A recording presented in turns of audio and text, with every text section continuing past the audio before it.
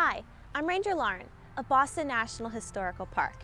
Today I'm at the grave of Colonel Nathaniel Wade here in Ipswich, Massachusetts. Thousands of soldiers, including Colonel Wade, fought at the Battle of Bunker Hill in 1775.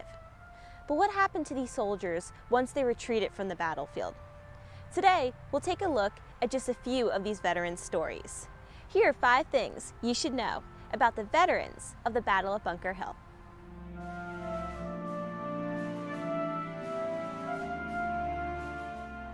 I'm here at the home of Colonel Nathaniel Wade, who led his hometown Ipswich Minutemen into battle at Bunker Hill, and then later commanded troops in the Rhode Island and New York campaigns. In September 1780, Benedict Arnold committed treason when he conspired with British Major John Andre to hand over West Point, which was under Arnold's command, to the British. 2 days after Andre was captured and Arnold's plot was revealed, George Washington penned a dire letter to Wade as he determined how to best protect West Point from Arnold's betrayal. "Sir," Washington began, "General Arnold is gone to the enemy. The command of the garrison devolves on you. I request you will be as vigilant as possible." Colonel Wade took control of and valiantly safeguarded the fort, which Benedict Arnold had deliberately weakened. Colonel Nathaniel Wade was a soldier who, quote, "united in intrepidity, which no danger could subdue."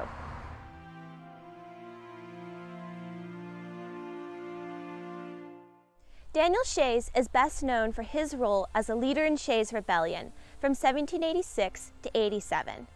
He was one of the many Revolutionary War veterans and Massachusetts farmers who struggled financially after the war. Daniel Shays had fought at the Battle of Bunker Hill and then continued to serve in the American Revolution until forced to resign from the Army due to injury. Shays, like many, started to make their way home from the battlefield and back to their farms, and in a deep post-war depression, found themselves being dragged to debtors' court for unpaid debts. These were men who had spent years away from home, putting their lives on the line to fight for American independence. And now they were in danger of losing their homes and farms to debt collectors. Shays' rebellion began with these indebted farmers attempting to shut down debtors' courts, and culminated with Daniel Shays leading thousands of followers to attack the federal armory in Springfield, Massachusetts. But the rebellion was put down by the state militia.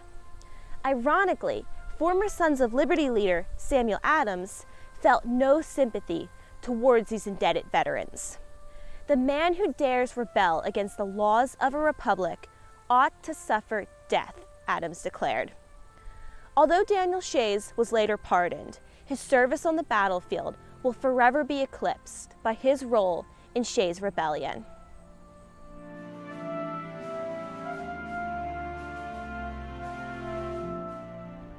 Not every veteran of the Battle of Bunker Hill survived long enough to be reunited with his family.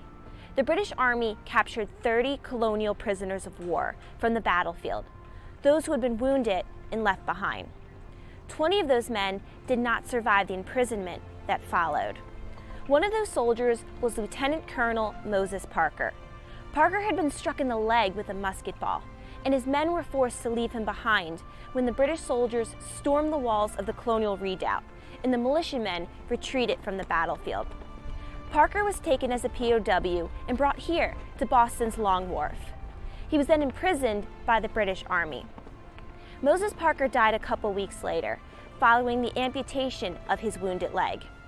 His obituary stated that his fortitude, prudence, humanity, and compassion all conspired to heighten the luster of his military virtues. Lieutenant Colonel Parker's service and sacrifice were memorialized in John Trumbull's painting of the Battle of Bunker Hill. Parker can be seen to the left-hand corner, clutching his wounded leg.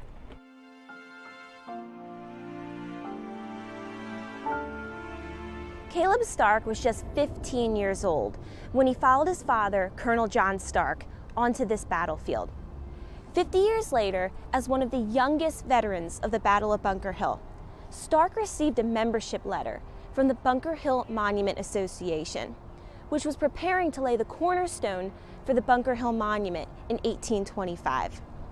The letter Stark sent back was probably not what the association was expecting. He described how the U.S. government had failed to take care of its veterans after the Revolutionary War, and how many had been neglected and abandoned despite their many years of service to their country. "The debt is to be paid by a stone," a disgusted Stark wrote, referring to the proposed Bunker Hill Monument.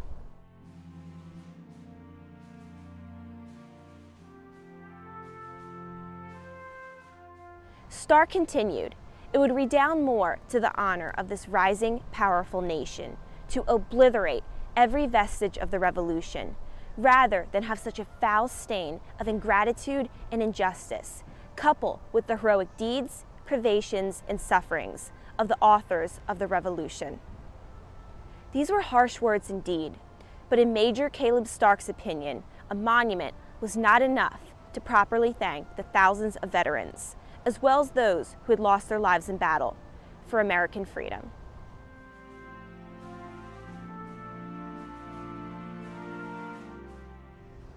In 1860, 85 years after the Battle of Bunker Hill, no one imagined there could possibly be any surviving veterans left among them. But then the word reached Boston. A journalist traveled up to Acton, Maine to meet Ralph Farnham, who at 104 years old was believed to be the last surviving veteran of the Battle of Bunker Hill. Farnham described how during the battle he was one of the soldiers ordered to stand guard here in Cambridge, the location of the New England Army's headquarters and its commander-in-chief, General Artemus Ward. Farnham also described how he witnessed the colonial retreat from the hill and how he assisted in carrying a wounded soldier. After Bunker Hill, Farnham went on to serve in 2 more campaigns in the American Revolution. As word of Farnham's story spread, he received a letter from the governor of Massachusetts, inviting him to Boston. It read, "We desire to see you, to shake hands with you, and to pay you that respect due to the part you took in the struggle which secured our national independence." Farnham accepted the invitation, but noted, "I do not think I deserve any special credit for the part I took in the Revolution. I only felt and acted as others."